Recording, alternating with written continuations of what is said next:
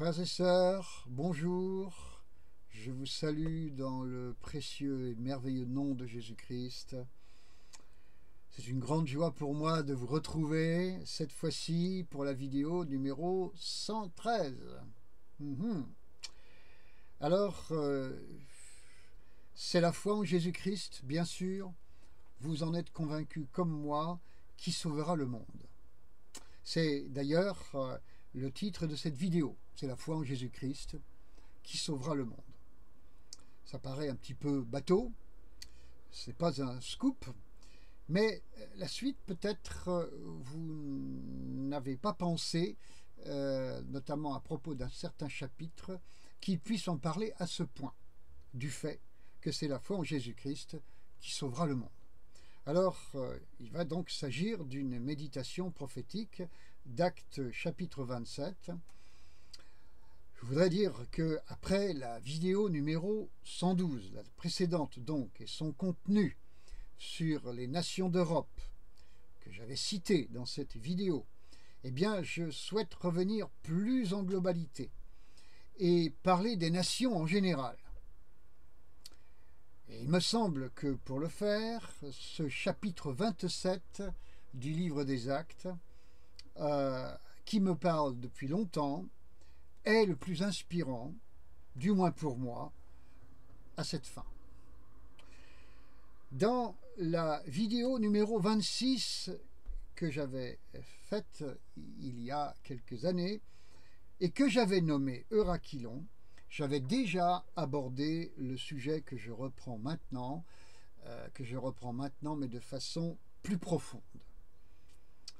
Acte 27, si vous le voulez, c'est le récit d'un voyage de Paul, marqué par une terrible tempête de 14 jours, suivi d'un naufrage et du salut de tous les passagers du bateau, qui étaient au nombre de 276, nous est-il précisé, et c'est sans doute significatif, par Luc qui nous raconte ces choses. Alors j'ai souvent lu ce récit et pensé déjà depuis des années qu'il n'est pas un simple récit. Frères et sœurs, ce chapitre contient des leçons spirituelles en nombre, mais il est aussi une esquisse prophétique de l'histoire du monde, et spécialement de l'Occident, et même, j'ajouterais, pourquoi pas, de la France en ce moment. Ben oui, hein. Ouais. Cette espèce de bateau que nous pourrions qualifier de bateau ivre peut nous faire penser aussi à la France. Alors, dans la lecture de ce chapitre, avec un petit peu de recul, nous pouvons voir que la centralité de l'action de Dieu parmi les hommes, on appelle ça l'histoire de l'humanité, se déplace d'est en ouest, donc d'Orient en Occident. La Rome païenne est à ce titre dans le viseur de Dieu, qui en conséquence va envoyer son meilleur ouvrier, voilà, j'allais dire Olivier, mais pourquoi pas, hein, en tout cas son meilleur ouvrier, pour y planter les germes de la foi chrétienne, donc de la foi en Jésus-Christ, notre Seigneur.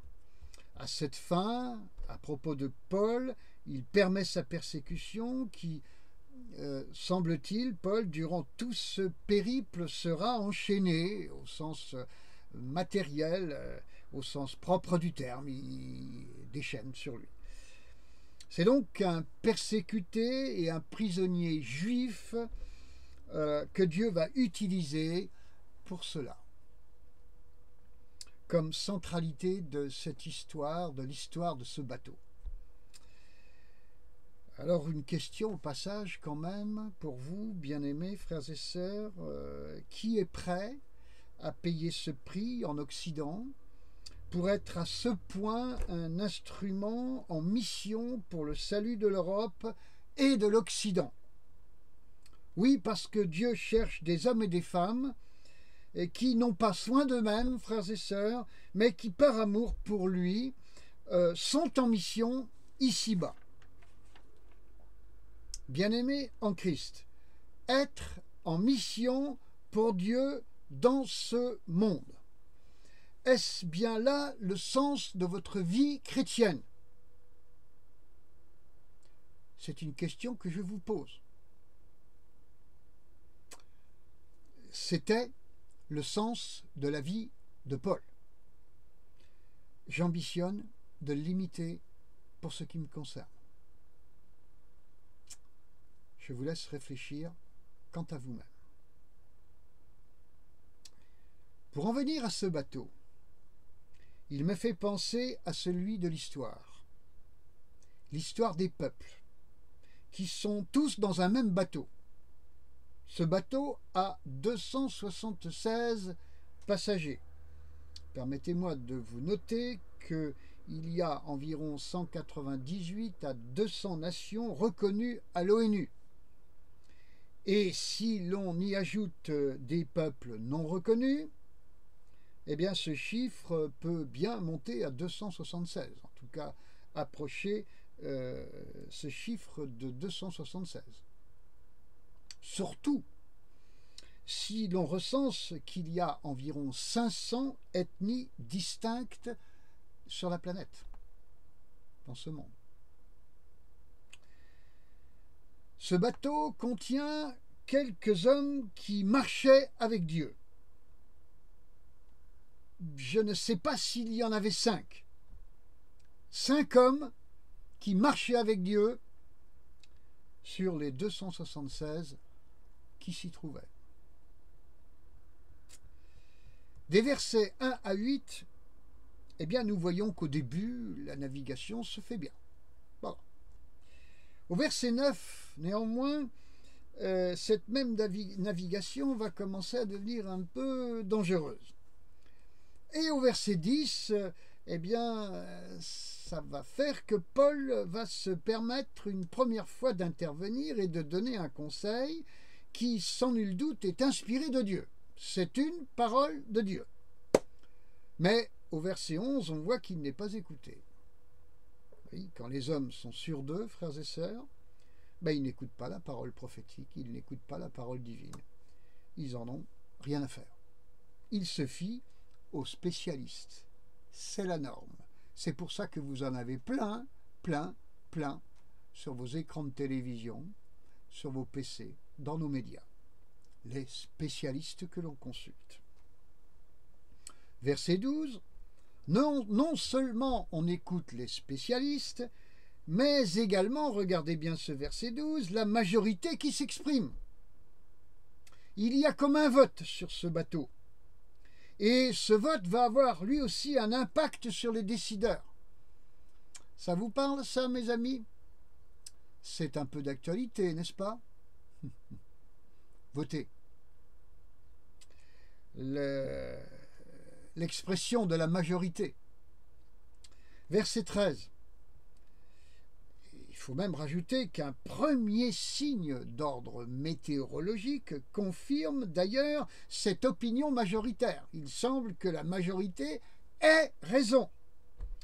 Alors, personnellement, je me méfie toujours des premières confirmations après avoir reçu, pense-t-on, une direction divine. Tellement, en effet, frères et sœurs, de sincères enfants de Dieu se sont fait induire en erreur avec de fausses premières confirmations. En vous disant cela, vous savez, j'ai beaucoup de flashs du passé qui me reviennent, des histoires du passé. Dans l'Église du Seigneur, ces histoires. Des braves gens qui, dans l'emballement de leur cœur et de leur âme, avaient cru à des confirmations, des premières confirmations, et à savoir que c'était de Dieu. Ah oui. Oui, mais après le verset 13, il y a le verset 14. Et le verset 14, finalement, nous montre que, finalement, le véritable signe qui est à prendre, lui, au sérieux, il se nomme Eurakylon. Cette tempête. Ce mot Eurakylon, qui signifie vent d'Orient. et qui va se déchaîner durant 14 nuits. Dans ce vent, frères et sœurs, qui s'appelle vent d'Orient, je vois volontiers l'islam, qui nous vient bien d'Orient, et qui est bien déchaîné, et qui dure en effet depuis 14 siècles. Oui, parce que les siècles de l'islam ne sont que des nuits. Donc, 14 nuits, 14 siècles. Et je ne pense pas que ce soit des rapprochements approximatifs. Non. Verset 15. Le navire en question ne tient pas contre ce vent. Verset 18. C'est ainsi qu'une partie de la cargaison est perdue. Il y a une déperdition économique grave. Verset 20. C'est la nuit en plein jour. Ah ouais. Avec certaines ténèbres qui se baladent sur la terre, même en plein jour, c'est la nuit. Et plus personne d'ailleurs ne pense sortir vivant de cette aventure, même Paul. Verset 21, Paul donne une seconde parole prophétique et cette fois-ci, on est obligé de le prendre un petit peu plus au sérieux, frères et sœurs. Et il a l'air de dire, il dit en l'occurrence, si vous m'aviez écouté la première fois, cette épreuve vous aurait été évitée. Ce qui signifie que l'épreuve n'est pas toujours de Dieu, ni une attaque du diable, mais qu'elle nous incombe, qu'elle est la conséquence d'une parole prophétique méprisée. Frères et sœurs, c'est si facile quand on est éprouvé de dire Dieu m'éprouve ou Satan m'attaque. C'est moins facile de dire j'ai été stupide, c'est de ma faute, c'est mon péché, Dieu avait parlé et je ne l'ai pas écouté. J'entends beaucoup de gens au milieu des épreuves qui disent Dieu m'éprouve ou Satan m'attaque. Beaucoup. J'entends pas grand monde dire cette situation elle relève de ma faute. Je n'ai pas été sage. Et en l'occurrence, je n'ai pas écouté les avertissements de Dieu, les signes prophétiques. Verset 22. Si l'obéissance hâtive est sans dégâts, alléluia, bien entendu, l'obéissance tardive, elle, est source tout de même de salut, comme au travers du feu, mais avec dégâts, parce que le feu, il va quand même nous chauffer. Alors tous seront sauvés sur ce bateau, mais pas le bateau. Lui, il va être perdu. Cela signifie que Dieu sauvera tous les peuples, mais pas leur façon de vivre, pas leurs coutumes, pas leur monde, pas leurs valeurs. Non, pas leurs valeurs, qui aux yeux de Dieu, d'ailleurs, ces valeurs ne sont que des horreurs. Les valeurs des hommes ne sont que des horreurs. Il est possible, versets 23 à 26, il est possible que Paul lui-même, dans la violence de cette épreuve, avait perdu le souvenir et la vision de sa destinée. Possible. Et ce sont des choses qui arrivent. Et nous sommes tous des humains. Et on voit que sans aucun reproche, le Seigneur lui envoie un ange qui lui rappelle sa destinée.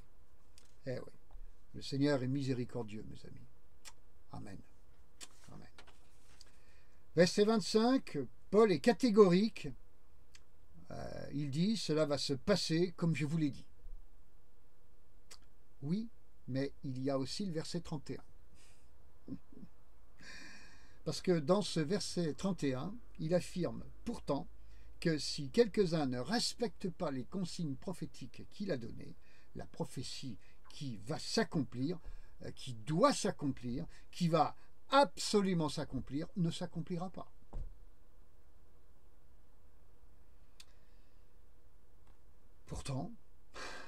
Pourtant aussi, il est écrit dans l'Ancien Testament que si la prophétie ne s'accomplit pas, Eh bien, c'est que la parole n'était pas de Dieu. Vous voyez ça dans Deutéronome, chapitre 18, verset 22. Et au besoin même que le prophète était faux prophète. Vous voyez ça dans Jérémie, chapitre 28, verset 9. Oui, mais avec Actes, chapitre 27, verset 31, nous voyons que le manque de foi envers la parole prophétique risque de la faire avorter, cette prophétie. Alors, bien aimé, il est écrit Deutéronome 18, 22 et Jérémie 28, 9, mais il est aussi écrit Actes 27, 31. Il est écrit, mais il est aussi écrit. Eh ouais. Il faut prendre toute la parole de Dieu en compte, pas simplement une partie, comme beaucoup d'enfants de Dieu le font malheureusement. Beaucoup d'enfants de Dieu pensent être bibliques et ils sont sur quelques versets bibliques, mais il y en a d'autres aussi, versets bibliques dans la Bible. Et mes amis, il ne faut pas que votre conviction, que votre foi en Christ soit assise, permettez-moi de vous le dire comme ça, sur le diamètre d'un confetti. Ça ne fait pas beaucoup, ça. Ça manque d'assises, ça manque d'espace. Vivez dans l'espace complet, entier de la parole de Dieu. Pas dans une petite partie, celle de votre choix, en ignorant le reste. Non, non. Verset 33. Paul intervient pour la 3e fois. La première fois, on l'ignore. La 2e fois, on le prend au sérieux. La 3e fois, il est le patron du navire. Je trouve, frères et sœurs, que nous avons là une progression tout à fait intéressante. D'ailleurs, à ce titre, s'il vous plaît, lisez Zacharie, chapitre 8, verset 23. J'en fais moi-même lecture. 2 points. En ces jours-là, 10 hommes de toutes les langues des nations saisiront un juif et lui diront « Nous irons avec toi, car nous avons appris que Dieu est avec vous, vous les juifs. » À ce moment-là, on pourra se demander où est passée la haine contre les juifs, l'antisémitisme, et la haine contre les chrétiens. J'ajouterai que dans ce juif-là, en question, vous pouvez y voir, et vous devez y voir, celui, le juif de l'Ancien Testament, et même celui du Nouveau Testament, c'est-à-dire l'enfant de Dieu de la Nouvelle Alliance. Normalement, on appelle ça un chrétien. Verset 34. Et que dit Paul ? Paul, le juif de ce bateau, eh bien, il dit ceci en attendant la venue du jour, le jour, et là j'ai envie de vous dire le jour avec un grand J, le grand jour, eh bien ne restez pas à jeun. Mangez, mangez pour être sauvés. Qu'est-ce que ça signifie ? Eh bien ça signifie nourrissez-vous de la parole de Dieu afin d'être capable d'affronter la phase finale qui arrive, celle du jour. Si vous le faites, vous serez sauvés. Verset 37. Les 276 personnes du navire le firent, ce que je viens de vous dire. Tous mangèrent, tous obéirent aux Juifs. Ce qui semble me faire penser, attester à des odeurs, des émanations de réveil mondial. Grâce aux Juifs et aux chrétiens, ces entités dont Dieu se sert pour la bénédiction du monde entier. Bien sûr. Quoi que vous en pensiez, quoi qu'on en pense, quoi qu'ils en pensent. Verset 43. Ce verset nous signale que le capitaine des gardes romains du navire entend protéger Paul. Cet homme est de la cohorte impériale, dite italienne. Et là, mon esprit frémit pour l'Italie, car j'ai une parole pour elle. Et je vous la donne maintenant. Italie et Rome. Tu n'as pas toujours protégé mon peuple, autrefois. Mais maintenant, je te missionne solennellement pour le faire, je crois, lui dit le Seigneur. Je te pardonne toutes tes fautes passées, mais entre maintenant dans les dernières œuvres que je te confie, alors que je te regarde comme une nation qui n'a jamais péché. Ce n'est pas que tu n'aies jamais péché, mais je te regarde comme une nation qui n'a jamais péché. Parce que je te lave. Je rends pures tes mains, car tu vas t'en servir pour couvrir mon peuple. Dieu a un appel pour l'Italie, spécifique. Je précise que cette parole est pour la nation italienne, son peuple, pour Rome. Verset 44, frères et sœurs. Ni les nations, ni les peuples de la terre ne vont disparaître. Dieu va tous les préserver.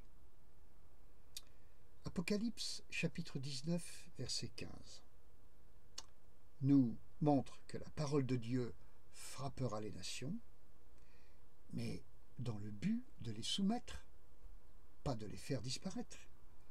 Il va le faire, certes, avec un sceptre de fer, mais pas pour les faire disparaître, seulement pour les soumettre. Dans Jérémie chapitre 10, verset 7, nous pouvons voir que Dieu est appelé roi des nations, ainsi que dans le psaume 47, verset 9. Dans Zacharie chapitre 14, verset 9, il est dit que l'Éternel est roi de la terre, ainsi, encore une fois, que dans le psaume 47, mais cette fois-ci au verset 8. Dans Daniel chapitre 7, verset 14, il est parlé de tous les peuples, les nations et les hommes de toute langue qui le serviront. Ainsi, toutes ces entités, celles de ce bateau, seront préservées pour le servir. Le Seigneur Dieu, le Christ Jésus, le roi, qui régnera sur elle. Pas pour faire n'importe quoi, comme on a pu le voir jusqu'à présent. Ainsi, j'ai modestement un conseil à donner à toutes les entités de la terre. Je me permets ceci, moi petit homme. Eh bien, ne cherchez pas à exister humainement avec des valeurs d'en bas, mais entrez plutôt dans la destinée que Dieu a pour vous et qui est de lui rendre un culte pour toujours. C'est la destinée des nations d'Europe, c'est la destinée des nations du monde entier, des peuples et même de toutes les ethnies. Je vous ai dit, il y en a 500. Ceci assurera la paix et la joie de chaque entité de cette terre, évidemment. Et c'est ainsi que le monde entrera dans la paix de Dieu par son Fils Jésus-Christ, revenu parmi nous. Donc, en ce moment, nous nous dirigeons vers une nuit, oui, mais dans la Bible, il y a un soir et un matin, et la nuit annonce toujours le matin qui vient. Amen. Je vous dis cela, frères et sœurs, pour que vous ne perdiez pas la vision du retour de Jésus-Christ. En vous engluant dans les contingences et l'analyse politique, c'est bien plus l'analyse spirituelle de la parole de Dieu qui doit être votre part.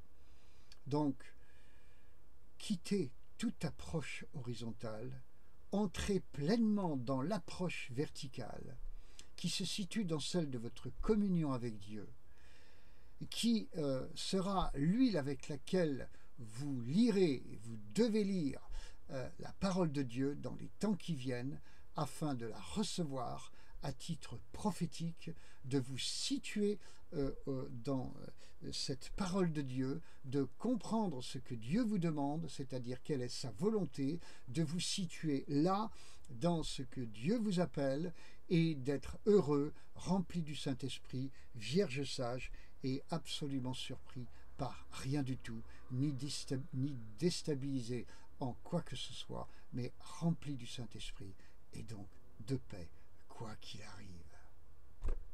Même si pour notre France, éventuellement, il n'y a pas de majorité absolue, et encore moins une majorité qui vous plaise. Dieu est là. Dieu est là. Dieu est là en France, en Europe, dans le monde entier. Dieu est là. Amen. Dieu est là.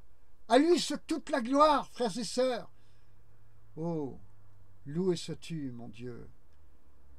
Alléluia. Quelle est bonne la présence du Seigneur, frères et sœurs. Quelle est merveilleuse. La présence de Dieu, croyez-moi, c'est autre chose qu'une élection, qu'un gouvernement, qu'une assemblée nationale, et tout ce que vous voulez, la politique, c'est autre chose que cela. La présence de Dieu, c'est du vertical. Vous êtes dans la présence de Dieu. Vous discernerez tout ce qu'il faut discerner par sa grâce. Qu'il soit loué notre Dieu. Je pense au psaume 2, en finissant cette vidéo, qui dit à la fin du psaume « Embrassez le Fils ». Alors c'est à l'adresse des nations. Et les nations vont devoir embrasser le Fils. Elles n'ont pas d'autre destinée finale que celle-là, d'embrasser le Fils. Mais moi, en ce jour-là, à la fin de cette vidéo, je t'embrasse, Seigneur Jésus. Et je vous encourage de tout mon cœur à le faire, vous aussi. Alléluia. À bientôt, mes amis. Soyez bénis, mais embrassez le Fils. Sinon, comment être béni si vous n'embrassez pas le Fils? À bientôt pour la suivante, pour la 114e. Au revoir. Soyez bénis.